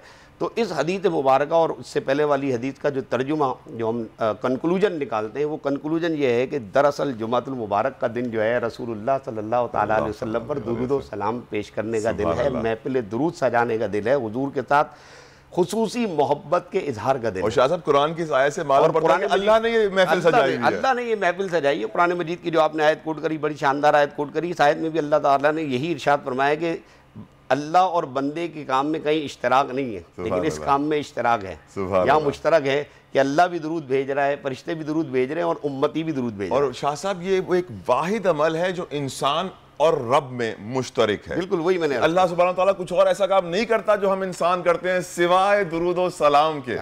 सुभान अल्लाह, सुभान अल्लाह। शाह साहब एक हदीस मेरी नज़र से गुजरी थी कि जुम्मे के दिन अपने अहल व अहबाब, अपने रिश्तेदारों की कब्रों पे ज़रूर जाना चाहिए, वो आपको पहचानते हैं, लाजमी पहचानते हैं। आका ने बहुत बेहतरीन आपने हदीस याद दिलाई कि नबी अलैहिस्सलातु वस्सलाम ने फरमाया कि जुमातुल मुबारक के दिन अपने वालिदैन की कब्रों पर जाओ, कि जो जुमे के दिन अपने वालिदैन की कब्रों पर जाता है उसकी मग़फ़िरत कर दी जाती है। नंबर 2, एक हदीस का तर्जुमा मफ़हूम ये है कि रसूलुल्लाह सल्लल्लाहु अलैहि वसल्लम ने फरमाया कि पहले मैंने तुम्हें कब्रिस्तान जाने से मना किया था, अब मैं तुमसे कहता हूँ कि तुम कब्रों की ज़ियारत किया करो, कि कब्रों की ज़ियारत करते जब तुम करोगे तो उसके 2 फ़ायदे हैं। नंबर 1 कि वो कब्र वाले तुम्हें पहचानते हैं, तुम उन्हें सलाम करोगे, वो तुम्हें सलाम का जवाब देंगे। दूसरी बात ये कि कब्रों की ज़ियारत करने से तुम्हारे अंदर आखिरत का खौफ पैदा होगा, शौक़ पैदा होगा, तुम दुनिया के साथ आखिरत की भी तैयारी करोगे। दीन इस्लाम की यही तो एक खूबसूरत चीज़ है कि दीन ये नहीं कहता कि टोटल दुनिया में हो घर हो के रह जाओ, या दीन ये भी नहीं कहता कि टोटल राहिब बन के ज़िंदगी गुजारो, बल्कि दोनों में तवाज़ुन होना चाहिए, एतदाल होना चाहिए। कि जिस वक्त नमाज का वक्त है, जैसा कि सूरह जुमा की जो आयत है उसमें कहा ना, इज़ा नूदिया लिस्सलाह, जब तुम्हें बुलाया जाए तुम अपनी दुनिया के कारोबार में मशगूल रहो, काम करो, जो भी करना है कारोबार करो। इज़ा नूदिया, जब तुम्हें बुलाया जाए ना तो अब दुकान बंद कर दो, अब कारोबार रोक दो, दुनिया को बताओ अपने अमल से कि भाई अब मेरे रब ने मुझे बुला लिया है, लिहाजा अब दुकान बंद होगी। आप ये देखें कि यहूद व नसारा की ज़िंदगी का अगर आप मुताला करें तो आप देखें कि हफ्ते के दिन यहूदी, नसरानी, ईसाई कोई काम नहीं करते, वो कहते भाई आज हमें चर्च जाना, हमारा इबादत का दिन है। शाह साहब एक और बहुत ज़रूरी सवाल है, आज जुम्मे का दिन है और हर कोई जुम्मे की नमाज का एहतमाम करता है, जाता है नमाज पढ़ने, लेकिन जो हदीसों से मैंने पढ़ा, जो मुझे नजर आया कि हमें हुक्म हुआ था कि नमाज से 1 घंटा कबल जाना सुन्नत है, पहले जाके बैठो, बयान को गौर करो, जो खुतबा होता है उस पर गौर करो कि क्या फरमाया जा रहा है। लेकिन आजकल आप देखें हम पूरी जिंदगी खुतबा सुनते रहते हैं, मालूम नहीं होता मौलवी साहब हमें कह क्या रहे हैं अरबी में।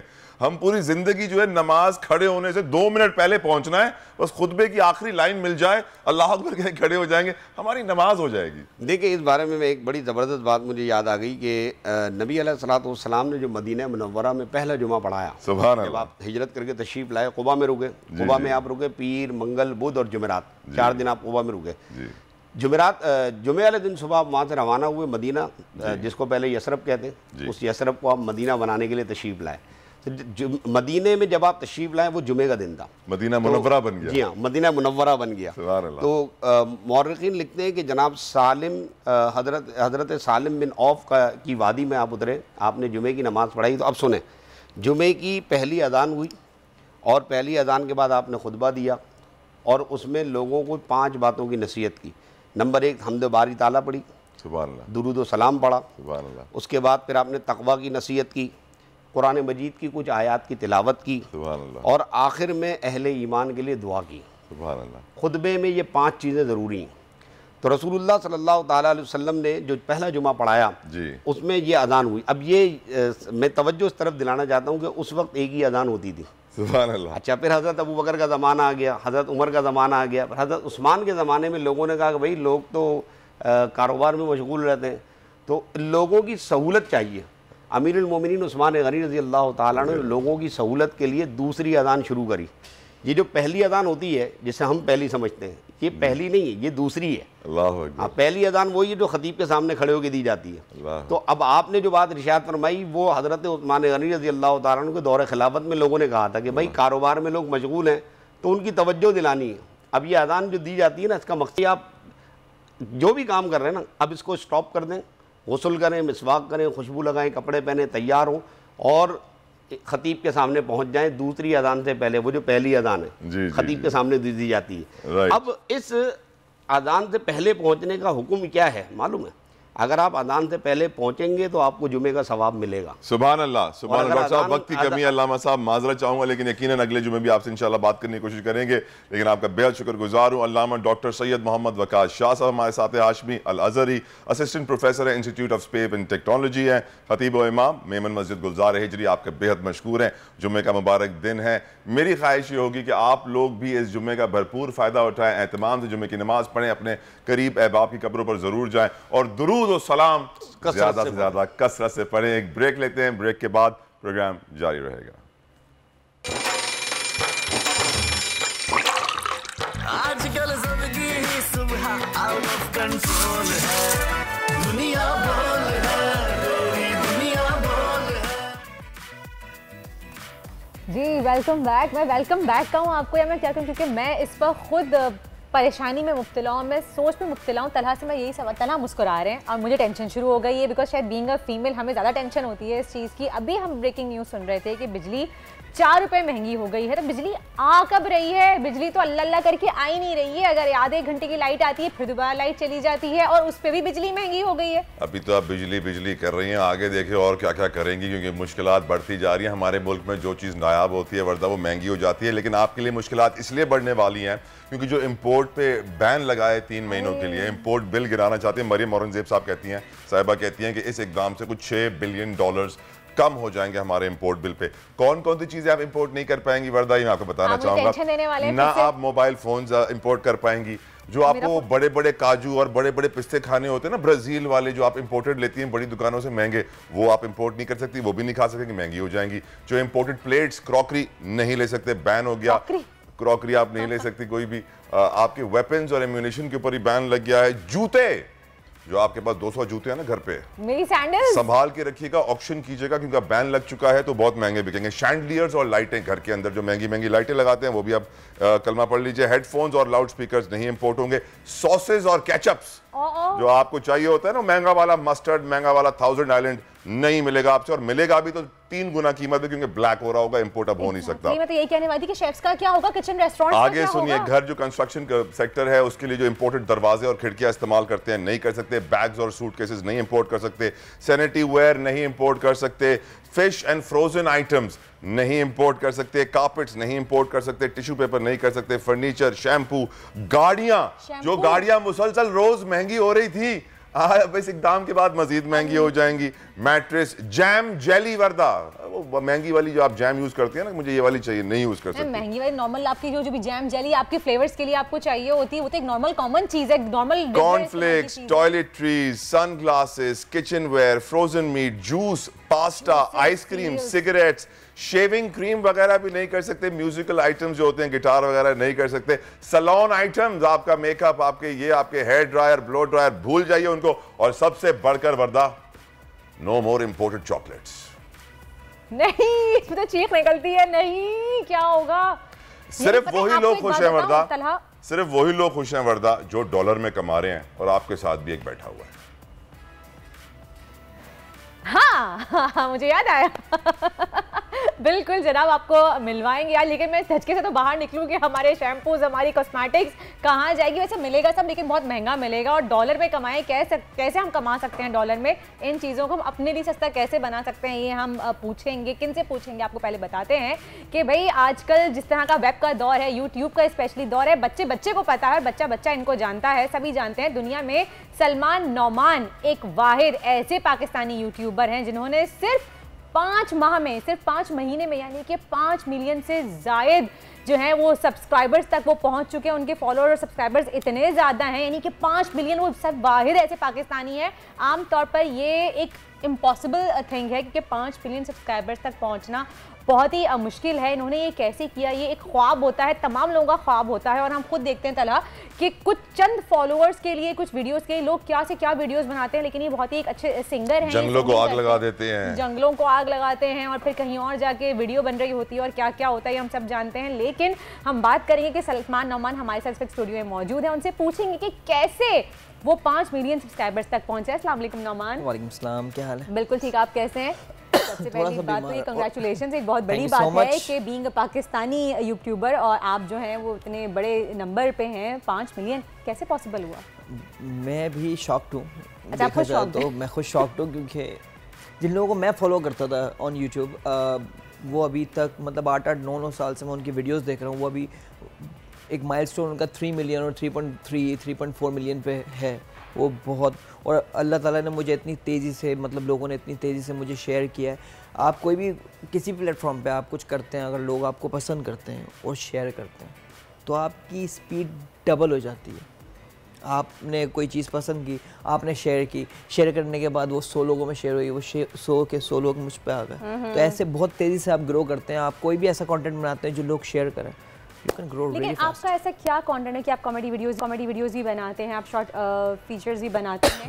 अच्छा, शॉर्ट फीचर्स पहले मैं चाहूँगी जिन लोगों को नहीं पता उनको बताएं कि क्या होता है। जी, शॉर्ट फीचर्स एक नया फीचर है यूट्यूब की तरफ से, लाइक अ टिकटॉक, जिसके अंदर सिर्फ आप 60 सेकंड्स के अंदर आप एक अच्छी सी वीडियो बना सकते हैं।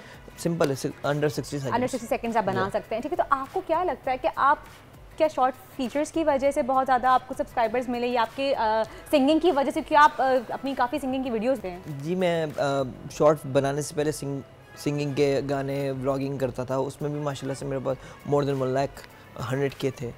मतलब 100K से जनवरी में मेरे 100K थे और मई में मेरे 5 मिलियन है माशाल्लाह। तो यहाँ से बड़ा जंप, यहाँ से वहाँ तक का सफ़र इंटरेस्टिंग रहा। और ऐसा होता है कि हफ्ते में 2-2 दिन सोता नहीं हूँ, जैसे आज नहीं सोया हुआ मैं। तो आप $5,000 जो हर महीने आते हैं वो कैसे खर्च करते हैं? आपको कैसे पता चला? हमें सब पता है, आप बताइए $5,000 कैसे खर्च करते हैं आप? FBR वाले तो नहीं सुनते ना आपको? सब सुनते हैं हमें। खर्च ऐसे करते हैं कि फैमिली है, माशाल्लाह, बहनों की ख्वाहिश पूरी कर देते हैं, खुशी होती है। मैंने पहली बार ज़िंदगी में अपने पापा को ईदी दी थी इस बार, माशाल्लाह, उनकी खुशी से आंसू आ गए थे, मुझे बहुत खुशी हुई, अल्हम्दुलिल्लाह। तो अच्छा लगता है फैमिली के लिए कुछ करके। सही। अपनी पहली वीडियो आपने कौन सी बनाई थी और क्या सोच के आपने बनाई थी? मैं कॉमेडी नहीं करता था, मुझे हमेशा सिंगर बनने का शौक़ था, लेकिन जब मैं सिंगर बनने निकला तो सिर्फ और सिर्फ लोगों ने भगाया है कि यू कैंट बी एनीथिंग। तो मेरी बहन ने मुझे इनकरेज किया था कि आप कोई अपना टिकटॉक यूज़ करो, यूट्यूब यूज़ करो, खुद से यूज़ करो, सोशल मीडिया प्लेटफॉर्म पे आपकी बहन ने आपको मशवरा दिया था? तो मैंने बोला कि कुछ ऐसा करते हैं जो वायरल भी हो जाए और सिंगिंग भी हो। तो मैंने एक पैरोडी बनाई थी, गाना था अच्छा कुर्ता सिया तूने मेरे नाप का, नाप लिया मेरा सिया मेरे बाप का। तो वो गाना बहुत वायरल हुआ था। एक दिन में 5,000 मेरे पास फॉलोवर्स आ गए थे। वो इतनी तेज़ी से वायरल होता, पहला ही गाना। फिर मैंने पैरोडी करता रहा, साथ साथ कॉमेडी करता रहा, कॉमेडी चली, कॉमेडी की मैंने, जो पब्लिक ने चाहा मैंने वो किया। इस आस में कि ये मुझे बताएं, जो हमारे नए यूट्यूबर्स हैं जो काम करते हैं इस तरफ, चाहते हैं कि उनके भी जल्दी से फॉलोअर्स हों, सब्सक्राइबर्स बढ़ें, तो ये कैसे पता चलता है कि आपकी ऑडियंस क्या चाहती है आपसे? क्योंकि हमने तो ऐसा देखा है कि रैंडमली कोई एक बात होती है या कोई एक पार्टी जैसे हम कहें कि एक पार्टी हो रही है वही मशहूर हो गया, तो ये कैसे आप लोगों को पता चलता है? फिर लक होती है। देखिए बात ये है कि मैं वीडियोस तो 2 साल से बना रहा हूँ, हिट तो मेरी जनवरी में हुई है। जनवरी से पहले जो वीडियोस थी वो तो चलती थी, 20,000 30,000 20,000 30,000 मेरे पास व्यूज़ आते थे। जनवरी में एक मेरी वीडियो 17 मिलियन पे चले गई। मैंने उसी टाइप की वीडियोस पकड़ ली। मैंने अच्छा, यही करना जो पुरानी वीडियो जो आपकी फेमस हुई आपने उसी, मैंने बोला यही करना है जो पब्लिक को चाहिए। कौन सी वीडियो करता रहा। उसमें ऐसा था कि मैं एक बाइक सर्विस से आता हूँ। बाइक सर्विस से आने के बाद मैं बोलता हूँ यार मेरी ये दुकान है, मेरे भाई अंदर है, मैं पैसे भेज रहा हूँ। अंदर जाता हूँ, गारमेंट्स की दुकान होती है, वहाँ जाके बोलता हूँ मुझे शर्ट दे दो, मेरा भाई बाहर बाइक पे खड़ा हुआ, उससे जाके पैसे ले लेना। मैं शर्ट लेके निकल जाता हूँ, वो आपस में लड़ते रहते हैं कि मेरे पैसे दे मेरे पैसे दे, और मैं निकल चुका होता हूँ दोनों को पागल बना के। तो वो सर बहुत पसंद की गई थी मेरी वीडियो। और अब कोई भी यूट्यूबर, कोई भी अगर मुझे सुन रहा है और कुछ करना चाहता है, always do original content.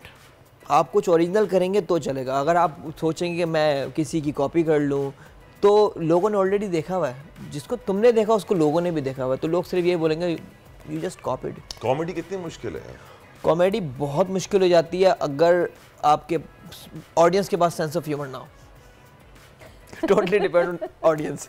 Comedy मुश्किल मैं कॉमेडी वो नहीं करता कि मैं सोचूं बैठ के, मैं सिर्फ वो देखता हूँ, मेरा जो बेसिक कॉन्सेप्ट होता है मैं सिर्फ देखता हूँ कि मैं किन बातों पे लोगों को हंसा सकता हूँ, उन्हीं पे मैं वीडियो बना देता हूँ। सिंपल सी बात है।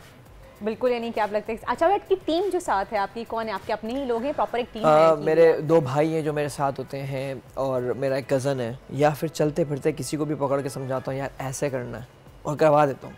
तो अभी लोग पहचानते हैं आपको आप जब बाहर जाते हैं? अल्हम्दुलिल्लाह मैं one of the leading YouTuber हूँ। अगर आप मेरे साथ बाहर जाएंगे तो आपको पता चलेगा। सेल्फीज़ देना तो बहुत इजी हो गया माशाल्लाह से। बोल में शो भी किए हैं मैंने, फैसल भाई के साथ किया है, दानिश भाई के साथ किया है, फ़हीम भाई के साथ किया है।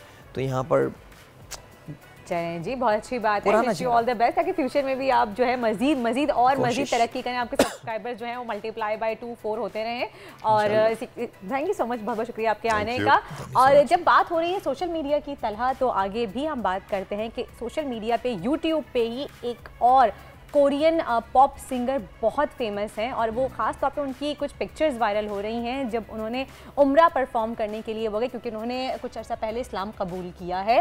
तो उन्होंने इस्लाम कबूल कैसे किया और उनकी कौन सी पिक्चर्स वायरल हो रही हैं ये भी आपको बताएंगे, इनसे बात भी करेंगे। राइट, कोरियन यूट्यूबर का पहले नाम था जाई हैंग किम, अब उनका नाम है दाऊद किम। इस वक्त हमारे साथ मौजूद हैं live. Dawood, welcome to the show, thank you for giving us your precious time.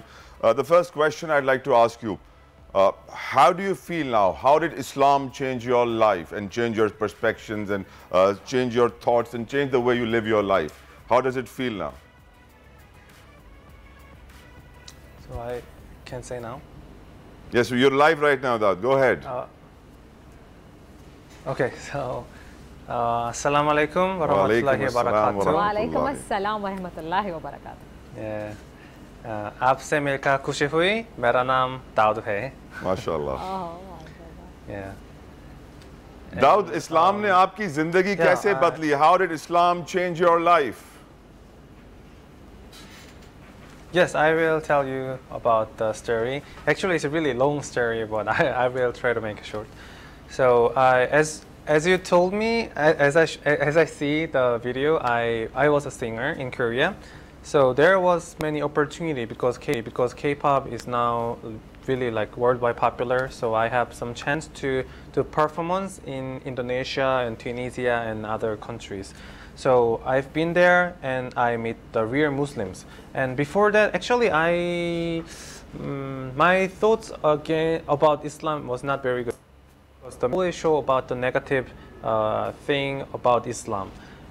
So I was also thought like Islam is it's strict religion or it's dangerous religion, but when I was in there, I was so surprised because they are not dangerous. They are so kind, they are so generous, and they try to help me a lot, and they treat me as a brother. So I was very surprised, and especially there are many girls who wear the scarf, which is hijab. So I asked them the question, like, why do you wear this? Because I thought at first they wear the scarf by the force. Someone forced them. But they answered me different. They answered me, oh, this is my identity and nobody forced it, and I choose it to protect myself, and this is show my face to Allah, and I'm so proud of that. So I was really surprised. Oh, something is different. Oh, something, my thought, so my thought is changed. So my prejudice, stereotypes changed, and I get interested in this religion. Oh, why this religion make them proud? Why this religion make them happy? So I try to read Quran, and I try to practice. I try to do namaz in mosque, and I try to fast in Ramadan. And slowly I get realize about the purpose of my life and the thing that guide me. And I slowly get the faith that there is something which is called Allah, subhanallah. And yeah, after I realized that, my life so changed, and I get my life is more peaceful, and I think I'm not alone because I have hope, because I believe in God. I'm always with God, and Allah always help me. I believe that. So that's why I choose Islam. But I don't think I choose Islam, but Allah choose me to be a Muslim. So I think I'm so lucky, and alhamdulillah. So yeah, that's why I become a Muslim. True. Okay, Daud, just tell me, how do you feel when you perform Umrah, when you visit to Makkah, when you've been there? How do you feel? Yeah. What was your experience? It was amazing. It was amazing. Like when I was in Umrah, because when I become a Muslim 2 years ago, and I've never been there before, the Saudi Arabia, the Kaaba, Mecca, and when I arrived the Kaaba, I feel like this is my home. Even if I didn't, even though I've never been there, it feels like it's my home, and I feel like I come back to home. It's so comfortable. It's so peaceful, and you are blessed, mashallah, alhamdulillah. You're really blessed that you visited there. Mashallah, mashallah. Yes. Another important question, the question is, how did your fans reacted to the news then when they heard that you converted to Islam? Were they happy? Were they sad? And what is the message that you'd like to give to the world out there, in the Western world, Islamophobia, the people who believe in Islamophobia and think that Islam is a terrorist religion? What message would you give to them? The message to the people who have Islamophobia. Okay. So actually, I know, because I was in Korea and I was in non-Islamic countries, so many medias show the Islam's bad things, which is not true, which is not even true. But actually, because of their wrong information, because I know like Western medias always make Islam bad, but because of that, people get interest like me, because I thought this is dangerous. But when I see the real Muslims, I realized that this is wrong. The truth of the life is here in Islam, and in the Quran. The Quran teach you the right of your life. They guide your life. So I think that's not only bad thing, because rather Islamophobia lead them to the right religion. So I also want to say that people who have stereotypes or prejudice, just try to see them the real life. You don't need to like believe in this religion or believe in God, but just see their real life, see their real smile, see their real happiness. Then you will definitely get interest in this. So that's what I want to say. All right, fine. Thank you so much, Daud. आपसे मिलके खुशी, बात करके बहुत खुशी हुई. Thank you so much. जज़ाकल्लाह, thank you for coming on our show. और जो बड़ा अच्छा उन्होंने मैसेज दिया पूरी दुनिया में, और बताया कि कोरिया में भी जो है इस्लाम का नेगेटिव इमेज दुनिया को दिखाया जा रहा था, लेकिन जब उन्होंने इस्लाम कबूल किया तो उन्हें मालूम पड़ा कि इस्लाम का दूसरा नाम ही प्यार है, ये अमन का मज़हब है, और यकीनन दुनिया में पैगाम अब वो भी फैला रहे हैं. और हम अपने रब के भी शुक्रगुजार हैं कि वो अल्हम्दुलिल्लाह इस्लाम का बोलबाला हो रहा है, मुसलमानों की तादाद में इजाफा हो रहा है. ब्रेक के बाद हेडलाइंस होंगी, न्यूज़ अपडेट्स होंगे, और फिर प्रोग्राम जारी रहेगा.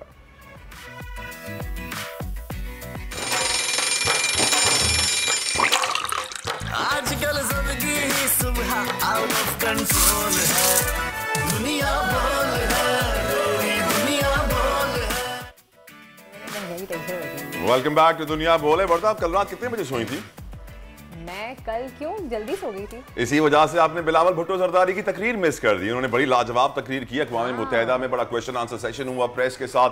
मैं आपको बताऊं कि उसके अंदर उन्होंने जो सबसे हिस्टोरिक काम किया, जिसकी वजह से मुझे एक तो उनकी तकरीर बहुत अच्छी लगी। उन्होंने जो पाकिस्तान का नैरेटिव है वो बड़े अच्छे तरीके से दुनिया के सामने रखा। कश्मीर का इशू उठाया, पैलेस्टाइन की बात की, मुसलमानों के हक की बात की, अफगानिस्तान की बात की कि जिस तरीके से वहां पर लड़कियों को पढ़ने नहीं दिया जा रहा, खवातीन के हुकूक सल्ब किए जा रहे हैं, तो उसकी मजम्मत की और बताया कि इस्लाम का असल मैसेज क्या है। और यकीनन अप्रिशिएट करना चाहिए बिलावल भुट्टो जरदारी की तकरीब। लेकिन उसके साथ साथ आपको मालूम है वर्दा, और बड़ा काम क्या हुआ? क्या बड़ा काम यह हुआ कि पहली बार मैंने देखा कि बिलावल भुट्टो जरदारी ने इमरान खान साहब का दिफा किया।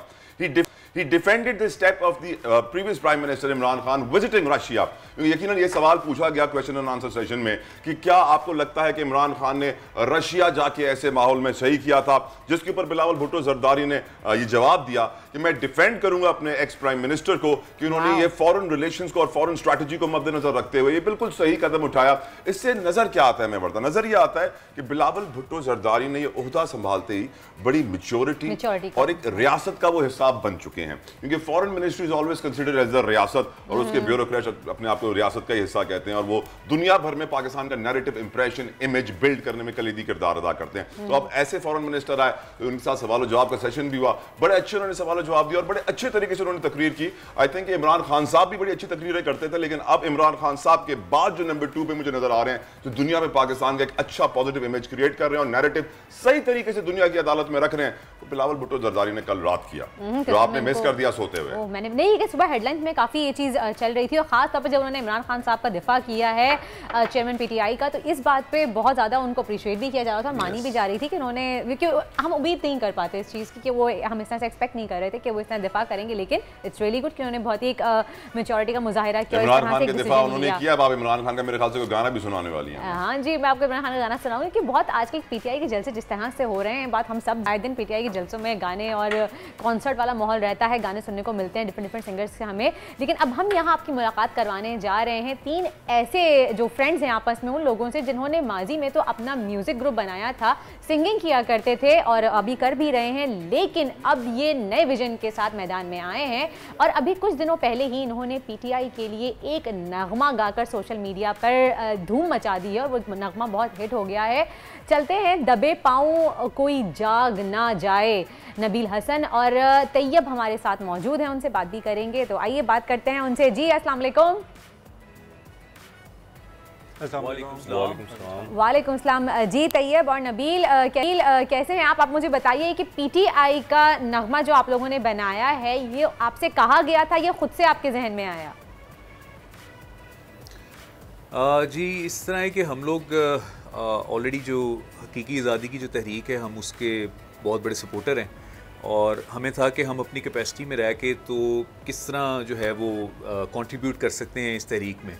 तो उससे फिर हम लोगों के ज़हन में ये आइडिया आया कि यार कोई ऐसा सॉन्ग बनाना चाहिए जो कि हमारी यूथ को मोटिवेट करे टूवर्ड्स दिस मूवमेंट। तो उसके लिए जो है वो हमने स्टार्ट किया था और चलते हैं दबे पाँव का जो हमारा जो ये आइडिया है, ये हम लोग इंस्पिरेशन हमें मिली थी अली मोहम्मद खान साहब की जो वोट ऑफ नो कॉन्फिडेंस के बाद उन्होंने स्पीच की थी, उससे हमें ये इंस्पिरेशन मिली कि यार ये उन्होंने कलाम पढ़ा था फैज़ अहमद फैज़ साहब का, तो वहाँ से हमें इंस्पिरेशन मिली कि यार ये इसके ऊपर हमें कुछ बनाना चाहिए सॉन्ग, क्योंकि ये नीड ऑफ द आवर थी। क्योंकि हम लोग देख रहे थे कि सॉन्ग्स तो बहुत सारे बन रहे थे पीटीआई के लिए, तराने बन रहे थे, लेकिन कोई भी ऐसा तराना नहीं था जो कि हकीकी आज़ादी को सही माने में रिप्रेजेंट करता हो या जो सही मानों में जो है वो जोश दिला सके यूथ को कि current situation, yes current affair के मुताबिक नहीं था। सही, तो आप थोड़ा सा हमें सुनाएंगे अपना ये नगमा? चलो जी ज़रूर।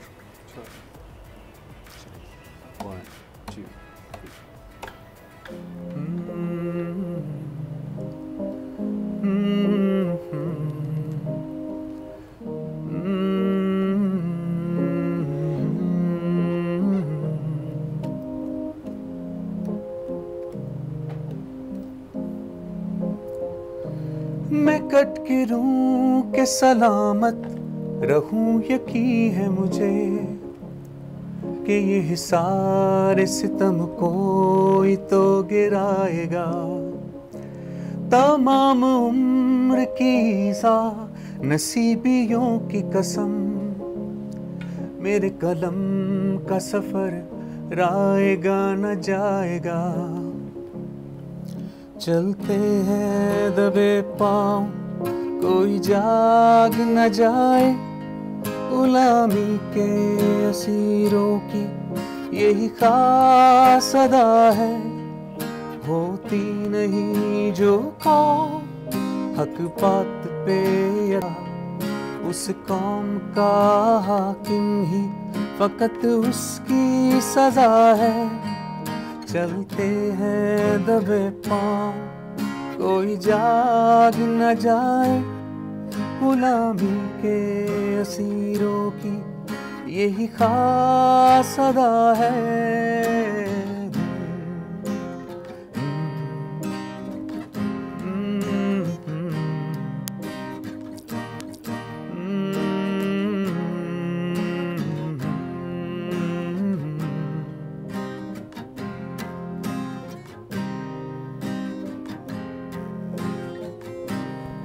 सार मैं तेरी गलियों के है वतन के जहां, चली है रास्ते पे कोई नजर उठा के चले।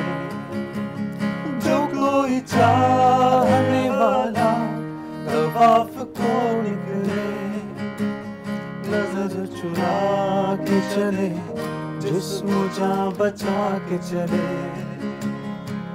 चलते हैं दबे पाँव, कोई जाग न जाए, गुलामी के असीरों की यही खास अदा है।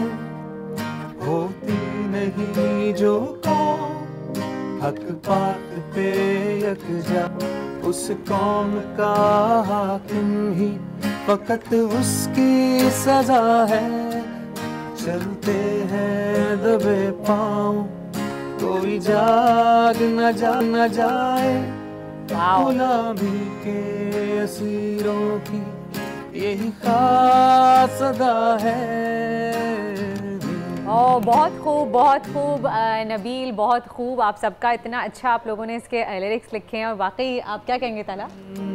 नबील और हसन और Tayyab, I think you guys बड़ा आपने खूबसूरत सा ये गाना तैयार किया है और उम्मीद करते हैं कि आज मुल्तान के जलसे में, पीटीआई के जलसे में गाना चलाया भी जाए, क्योंकि हम सब चल तो दबे पाँव ही रहे हैं और हम सब गुलामी के असीर भी हैं और वो गुलामी की बेड़ियाँ हम तोड़ नहीं पा रहे हैं।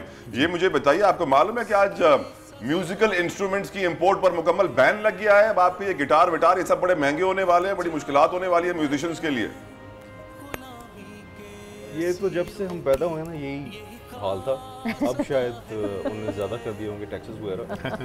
तो कोई नई बात नहीं है।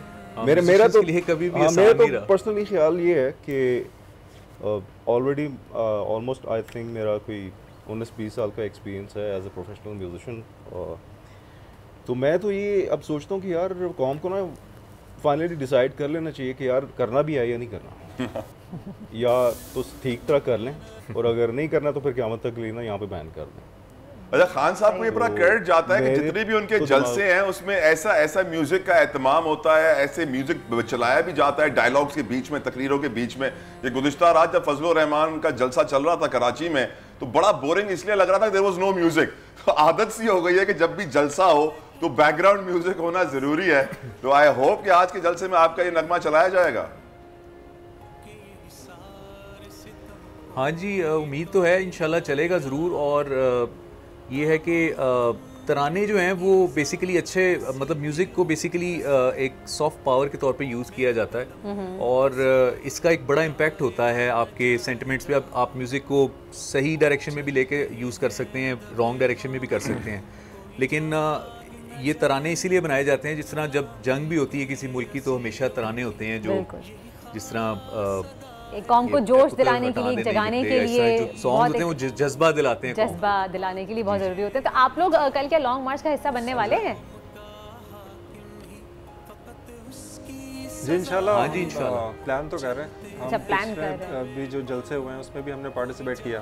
सही। और लिबर्टी में भी यहाँ पे लाहौर में जब कॉल आई है हम गए हैं वहाँ पे, और इंशाल्लाह भी इस्लामाबाद के लिए भी जब कॉल आएगी तो इंशाल्लाह ज़रूर जाएंगे। अच्छा ये बताएं जलसे वगैरह होते हैं जो पाकिस्तान का जो लहू गरमाने वाले और जोश हिला देने वाले नगमे होते हैं, वो हमेशा अपबीट होते हैं, थोड़े से फास्ट पेस्ड होते हैं, जज्बा जुनून, जैसे गुस्सा आ जाए फौरन से आदमी को। तो आपका जो गाना है वो थोड़ा सा स्लो है, लाइटर पेस पे है, इसकी बीट्स थोड़ी सी कम है और माइल्ड। ऑफ कोर्स मैसेज बहुत बड़ा है स्क्रिप्ट में, वोकल्स में, बट डू यू थिंक आने वाले वक्त में आप और भी ऐसे नगमे तैयार करते रहेंगे, तराने तैयार करते रहेंगे? हाँ जी बिल्कुल, हमारा आइडिया है कि हम लोग और भी इस तरह के नगमे ज़रूर तैयार करेंगे, और if it helps the cause तो हम डेफिनेटली इस डायरेक्शन में जाएंगे। जो भी हम छोटी सी कंट्रीब्यूशन अगर कर सकते हो अपने कैपेसिटी में रहते हुए। और चलिए प्रोड्यूसर साहब की रिक्वेस्ट आई है कि आप अपना फेवरेट गाना सुना दें, आप तीनों का जो सबसे फेवरेट ऑल टाइम फेवरेट है, जरा आप वो भी सुना दें।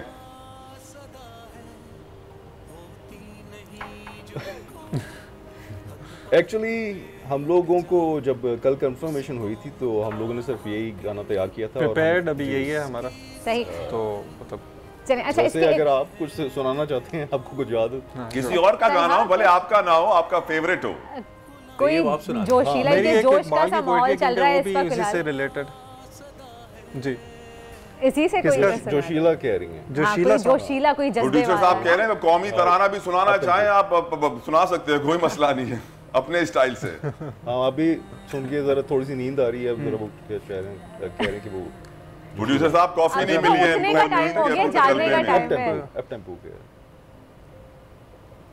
सॉरी कोई पेट्रियोटिक सॉन्ग कह रहे हैं आप के कोई anything your call, completely your call. चलें। अच्छा चलो, ये एक मैंने गाना वैसे बनाया हुआ है, मतलब अभी रन टाइम पे मुझे ये याद आ रहा है, मैं आपको थोड़ा सा सुना देता हूँ, ये भी रिकॉर्डेड नहीं है उस तरह से। सही।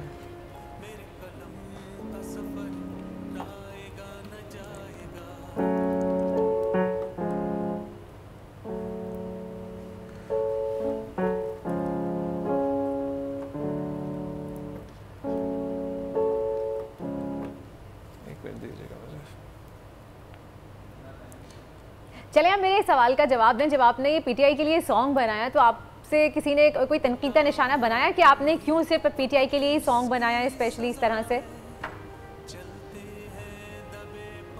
हाँ जी, इस पे काफ़ी मिक्स्ड रिएक्शन आ रहा है।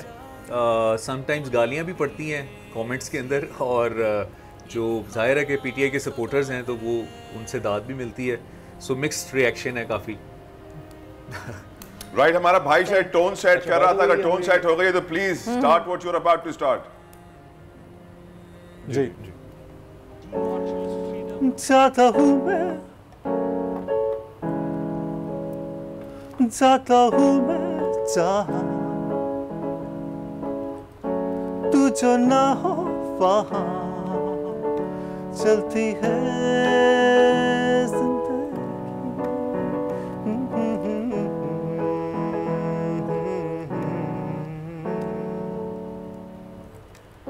जाता हूँ मैं जहाँ तू जो ना हो वहाँ, ढूंढे तेरे निशान ये निगाह है मेरी हर जगह, दिल की दहलीज पे तुमको यूं देख के मुझको आता नहीं कुछ भी खुद पे यकीन, जिंदगी है हंसी जाने कैसे कैसे सपने बने,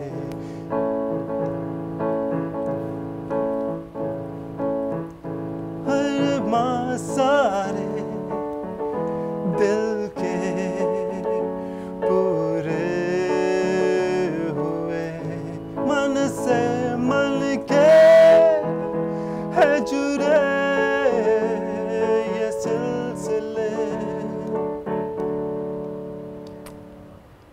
nice, very nice, very nice. मुझे क्यों लग रहा है कि आप लोग जॉर्ज माइकल के फैंस हैं? I'm sorry, I wasn't prepared for that, but नहीं, it's really good. लग रहा है जॉर्ज माइकल की कोई इंस्पिरेशन थी इस गाने में। maybe even हो सकता है थोड़ी बहुत इंस्पिरेशन हो सकती है। Who have you guys been listening to? आप कौन से म्यूजिशियंस को फॉलो करते आए हैं? किन से इंस्पिरेशन लेते आए हैं वैसे? नहीं, थ्रू आउट देखें अभी हमारा जो मतलब उस तरह से ऑन एंड ऑफ उस तरह से कोई मैं प्रोफेशनली तो म्यूज़िक नहीं कर रहा हूँ जिस तरह हसन उमर प्रोड्यूस करते हैं, लेकिन थ्रू आउट द पीरियड मुख्तलिफ इंस्पिरेशंस रही हैं। मतलब Bryan Adams was our hero जब हम बहुत यंग होते थे, और उसके बाद फिर जब यहाँ पे एक पॉप कल्चर चल रहा था बीच में जिसमें जुनैद जमशेद थे, और एक रॉक सीन आया बीच में, जुनून वगैरह बैंड, और फिर शफ़क़त ज़मान तरी साहब, तो मुख्तलिफ जॉनरास को। बाकी तो सब ठीक है भाईजान, आपने कहा ब्रायन एडम्स से इंस्पिरेशन ली जब थोड़े यंग होते थे, तो अभी क्या बूढ़े हो गए? बस सफ़र शुरू हो गया। वक्त की कमी है, हम अपने प्रोग्राम की एंडिंग पे जा रहे हैं, इख्तिताम पे जा रहे हैं, और हमारी ख्वाहिश है कि हम आपके खूबसूरत नगमे और आपकी खूबसूरत आवाज़ सुनाते हुए अपने प्रोग्राम को क्लोज करें। तो हमारी तरफ से तो अल्लाह हाफिज़, मेरी तरफ से, वर्दा की तरफ से, और अब बढ़ते हैं वापस अपने बैंड की जानिब, और गुजारिश ये है कि अपने सुरीली आवाज़ में कुछ सुना दीजिए इख्तिताम पर। टेक केयर जी। कि इनका गाना जो उन्होंने पीटीआई के लिए गाया है वो गाएं प्लीज़, ताकि हम थोड़ा सा उसको भी इंजॉय करें। मज़ीद चलते हैं दबे पाँव।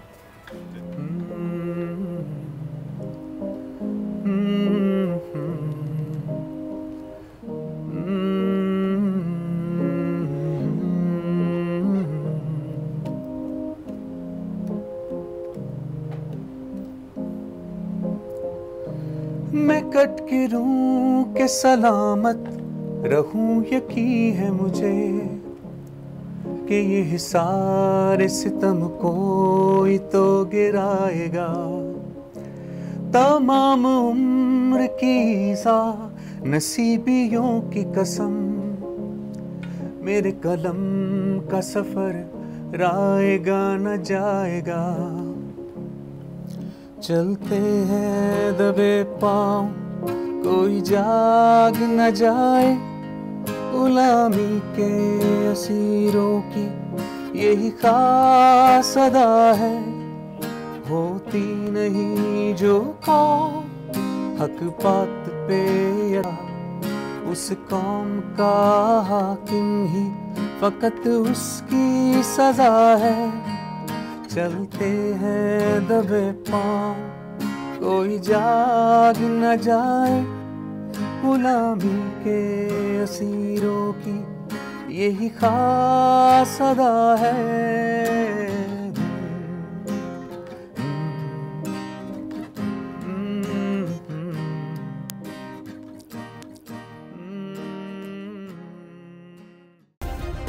सब्सक्राइब करें और बेल दबाएं ताकि कोई खबर रह न जाए।